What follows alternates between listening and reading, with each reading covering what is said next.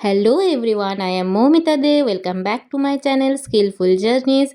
तो आज हम सीखने वाले हैं एक बहुत ही इंटरेस्टिंग चैप्टर जो कि है heat and temperature. So let's see हम इस चैप्टर में क्या क्या सीखने वाले हैं। हम सीखने वाले हैं heat, temperature, thermometer, types of thermometers, mode of heat transfer, conductors and insulators, sea breeze and land breeze, summer and winter clothing. So let's start the chapter. So, what is heat?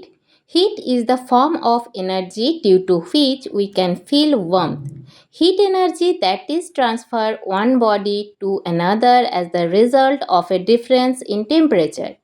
If two bodies at different temperatures are brought together, energy is transferred. Heat flows from the hotter body to the colder.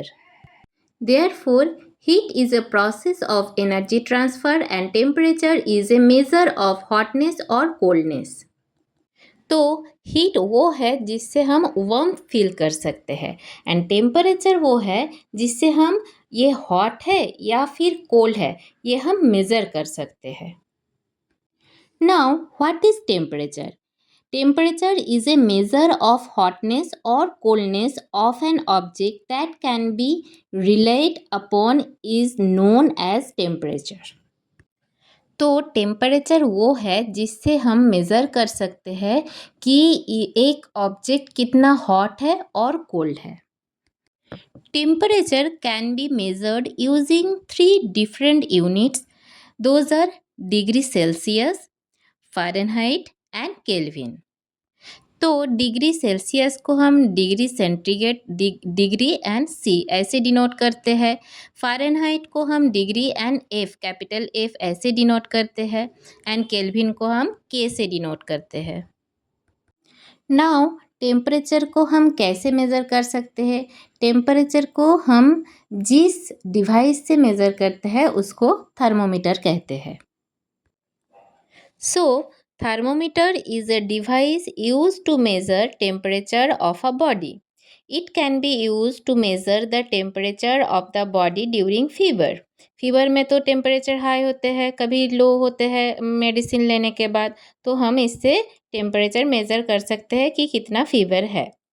It can also be used to measure the atmospheric temperature and temperature during chemical reactions.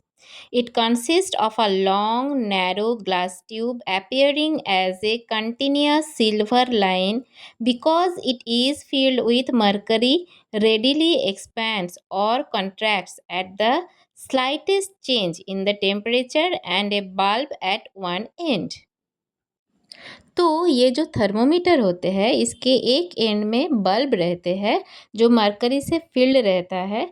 जब भी temperature increase होते हैं तो ये expand करते हैं और जैसे ही टेम्परेचर डिक्रीज़ होते हैं तो ये कंट्रैक्ट कर जाते हैं.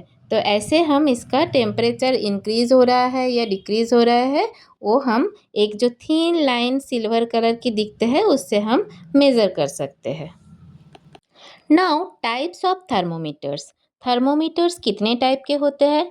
एक तो होते हैं क्लिनिकल थर्मोमीटर, दूसरा है डिजिटल थर्मोमीटर, थर्ड है लेबोरेटरी थर्मोमीटर एंड फोर्थ है maximum minimum thermometer. Now let's see what is a clinical thermometer. Clinical thermometer is used to measure the human body temperature.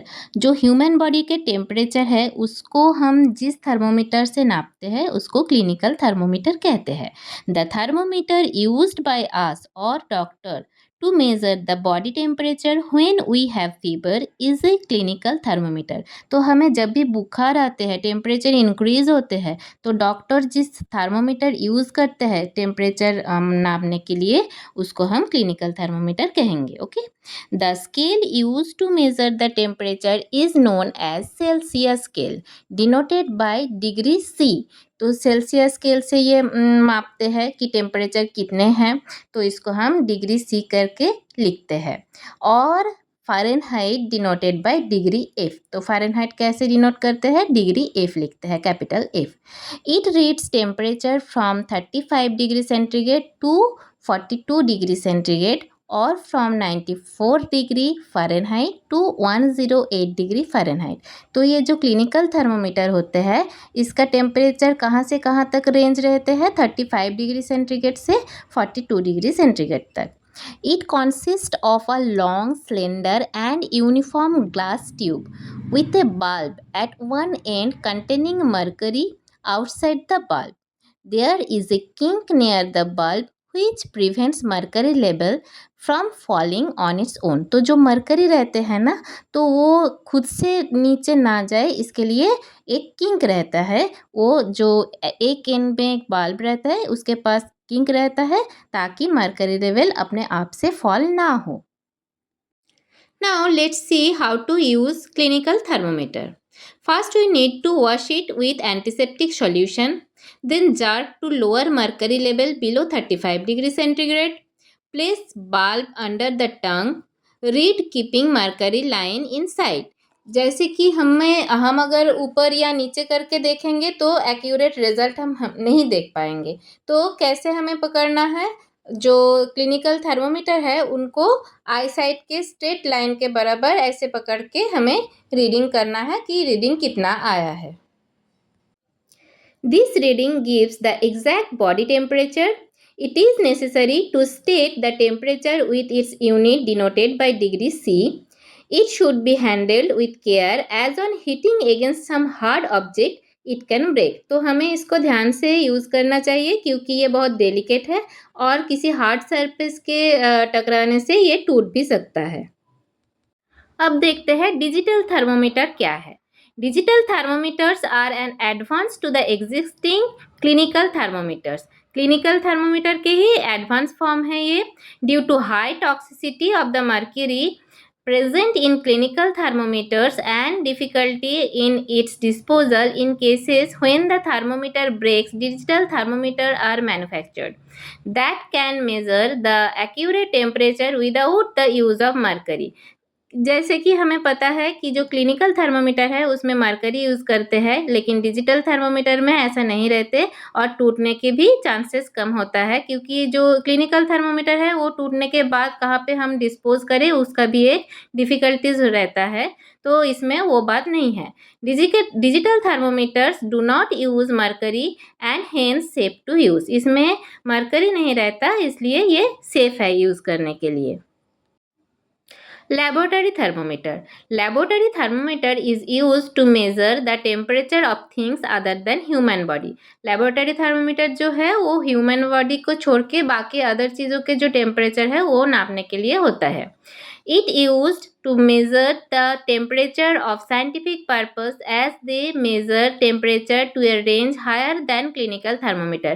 इसके जो रेंज रहते हैं वो clinical thermometer से ज़्यादा रहता है। तो इसका रेंज कितने से कितने तक रहता है, -10 डिग्री से 110 डिग्री सेंटीग्रेड तक। The scale of laboratory thermometer generally ranging from -10 degree centigrade to 110 degree centigrade. आइए अब देख लेते हैं ह्यूमन बॉडी टेम्परेचर जनरली कितना रहते हैं, कितना वेरी करते हैं। The temperature of human body normally does not go below 35 degree centigrade और अबव 42 डिग्री सेंटीग्रेड। ये जो ह्यूमन बॉडी का टेम्परेचर है वो 35 से नीचे भी नहीं जाता जनरली और 42 के ऊपर भी नहीं जाता। If the body temperature goes beyond the defined value then it is necessary to consult a doctor. अगर ये जो टेम्परेचर बॉडी टेम्परेचर रेंजिंग है इसके ज़्यादा होता है या फिर इसके नीचे जाता है तो डॉक्टर के साथ कंसल्ट करना ज़रूरी है। That is the reason that clinical thermometer has scale ranging from 35 to 42 degree centigrade. तो इसीलिए क्लिनिकल थर्मोमीटर ह्यूमन बॉडी के टेम्परेचर को नापने के लिए रहता है और इसका जो रेंज है वो भी 35 से 42 डिग्री सेंटीग्रेड तक ही रहता है। The next topic is heat transfer. तो हीट हमें जैसे कि पता ही है कि हॉटर से कोल्डर की तरफ ट्रांसफ़र होते हैं। तो heat always transfer from the hotter end to the colder end. There are 3 modes through which the heat transfers from one end to the other, namely conduction, convection and radiation. तो 3 mode में heat transfer हो सकता है। एक तो है conduction, दूसरा है कन्वेक्शन, तीसरा है रेडिएशन। इसके बारे में हम पढ़ेंगे अभी। तो heat will not be transfer if the temperature of two object is same, अगर दोनों ऑब्जेक्ट का टेम्परेचर सेम रहा तो in that case heat transfer नहीं होगा. तो in that case no heat transfer will be occur. So the first mode is conduction. Conduction is the process by which heat is transferred from the hotter end to the cooler end of a solid object or between objects that are in direct contact with each other. तो किस case में ये conduction होगा? जब एक hotter object है और एक कोल्डर ऑब्जेक्ट है और दोनों एक दूसरे के कंटेक्ट में है, तो हॉटर से कोल्डर की तरफ हीट ट्रांसफर होगा. इस प्रोसेस को हम कंडक्शन कहते हैं. Whenever a utensil is kept on flame, it becomes hot and the heat travels from the base of the utensil to its handle. तो किचन में जब आप काम करते हैं तब आप देखे होंगे कि आपके मम्मी जब काम करते हैं तो जो अगर कोई यूटेंसिल डायरेक्ट हीट में है, गैस के ऊपर आपने कोई यूटेंसिल बिठाया तो देखना धीरे धीरे उसका जो हैंडल है उसमें भी हीट ट्रांसफर हो जाता है. This is due to the transfer of heat from the hotter base of the utensil to cold handle. Generally, the heat is transferred in solids by the process of conduction. तो generally solid के अंदर जो solid चीज़ के अंदर जो heat transfer होता है वो conduction के through ही होते हैं. It is the most important mode of heat transfer in solid than in liquid and gases. But it is not necessary that all solids will conduct heat because there are many solids that are poor conductors of heat. Materials that allow heat to pass through them easily are known as conductors of heat.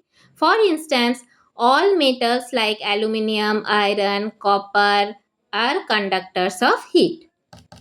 तो सिर्फ solid होने से ही नहीं चलेगा, पर उसको ऐसा होना चाहिए कि वो हीट ट्रांसफ़र कर सके, वो कंडक्टर भी होना चाहिए हीट का, तो ही वो हीट ट्रांसफ़र कर पाएगा. Okay, so all solids can not transfer heat, but metals like aluminium, iron, copper, ये जो अच्छे गुड कंडक्टर्स है हीट के, ये इजीली हीट ट्रांसफ़र कर सकते हैं. There is another term called thermal conductivity which refers to the ability of conducting heat. It is maximum in solids that are good conductors than liquids, which in turn has greater thermal conductivity than gases. For example, solids are good conductors than liquids. Liquids are good conductors than gases. The next mode of heat transfer is convection. The method of transferring heat by the movement of the particles of substance away from the source of heat is known as convection. So, convection is the process of heat transfer in fluids, liquids or gases where the warm part of the fluid rises and the cooler part sinks, creating a cycle of heating transfer. It takes place only in liquids and gases. On heating the water, the part of it near the flame gets heated up and expands, due to which it becomes less dense and consequently rises up. This creates a vacuum and the cold water from the side slides down to occupy the space near the flame. तो इसमें क्या होता है, flame के ऊपर जो पानी है मतलब कंटेनर के नीचे की तरफ जो पानी रहता है वो पहले वार्म अप हो जाता है, तो वो हॉट होने से क्या होता है वो हल्का हो जाता है, ऊपर का स्पेस ऑक्यूपाई करते हैं और नीचे के जो खाली स्पेस रहता है तो वो ऊपर के जो ठंडे पानी रहते हैं वो आके वो खाली स्पेस ऑक्यूपाई करते हैं. ऐसे साइक्लिंग प्रोसेस में ये चलता है, तो इस प्रोसेस को कन्वेक्शन कहते हैं. This water also gets heated up and rises. Again, the cold water slides down. So, it is a cycle that continues again and again until and unless the entire water is heated up. जब तक पूरा पानी अच्छे से गर्म नहीं हो जाता ये साइकिल चलता रहता है. This process continues unless the whole water present in the beaker gets heated up. The air too gets heated up by this process. The air near the heat source gets heated up and rises. The cold air from the sides slides to occupy the space. In this way, the air gets heated. Due to this reason, the air just above the flame of candle is hotter than the air at the sides. Radiation. The heat given off from the sun cannot reach us by the process of conduction or convection because both the process requires a medium to transfer the heat, but due to absence of a medium such as air in maximum layers of space between the earth and the sun, this process cannot transfer the heat to the earth. At this moment, another process called radiation comes into act to transfer the heat radiated by the sun to the earth. So, radiation क्या है? Radiation is the transfer of heat energy through waves without needing any medium. Solid, liquid, gas कोई भी medium अगर नहीं भी रहा तो भी heat transfer हो सकता है. Unlike conduction and convection, radiation does not require particles to transfer heat. Conduction and convection की तरह कोई particle की ज़रूरत नहीं पड़ता radiation में heat transfer होने के लिए. It can occur even in a vacuum. This heat transferring process does not require any medium. These are the form of electromagnetic waves. Their characteristics is that they can travel through vacuum and travel with speed of light. This propagation of heat from sun to earth involves both electric field represented by E and magnetic field represented by B. तो सन के रे से जो heat up होता है अर्थ के surface उसके लिए वैक्यूम ही इनफ है. कोई अदर पार्टिकल या फिर कुछ और मीडियम की ज़रूरत नहीं पड़ता. तो डायरेक्टली ये जो सन से हमें लाइट मिलता है इसलिए हम अर्थ में जो हम एनिमल्स है और अर्थ सरफेस है वो हीटअप ऑटोमेटिकली होते हैं क्योंकि ये वैक्यूम के थ्रू ट्रांसफ़र होता है. Not only sun but all hot bodies radiate heat that can propagate through medium or even in vacuum. Heating of room by a room heater, heating up of utensils kept over flame and then cooling down when kept away from the heat are all due to radiation. Human body releases heat to the surrounding and revives heat from it by the process of radiation. This can be proved using a simple example. You feel quite comfortable in a room with one person, but if the same room has many people, you feel hot due to the radiation of heat from the human body. तो जब हम एक room में अकेले रहते हैं तो comfortable feel होता है, लेकिन अगर उसी रूम में बहुत ज़्यादा भीड़ हो जाए तभी हमें सफोकेशन होने लगता है, गर्मी लगने लगती है. तो इसलिए क्योंकि ह्यूमन बॉडी से हीट रिलीज होता है. All hot bodies radiate heat which falls on the near by objects. तो नियर बाय जो ऑब्जेक्ट्स है उसमें ही हीट जाके फॉल होता है जो हमारे बॉडी से रिलीज होते हैं. The objects absorb some part of heat, reflect some part of heat, and transmit some part of the heat falling on them. The temperature of the object increases due to the absorbed part of the heat. Temperature इसलिए increase होता है क्योंकि वो heat absorb करते हैं, इसलिए temperature भी increase हो जाते हैं. Now let's see what is land breeze and sea breeze. Sea breeze and land breeze क्या होता है? जब सन के रेज हमारे डायरेक्ट अर्थ सरफेस पे पड़ता है तो लैंड हीट अप होता है. लैंड के ऊपर का जो एयर है वो हीट अप होके ऊपर के तरफ चला जाता है. अभी जो खाली जगह बना वहाँ पे वो सी ब्रीज जो है वो तो कोल्ड है, वो कोल्ड एयर आके वो जगह ऑक्यूपाई करते हैं, तो इसको हम सी ब्रीज कहते हैं. So, through the day, the land gets heat quicker than water. The warm air over the land rises and moves in the sea's direction, and the cool air from the sea moves towards the land. This cool air from the sea is known as sea breeze.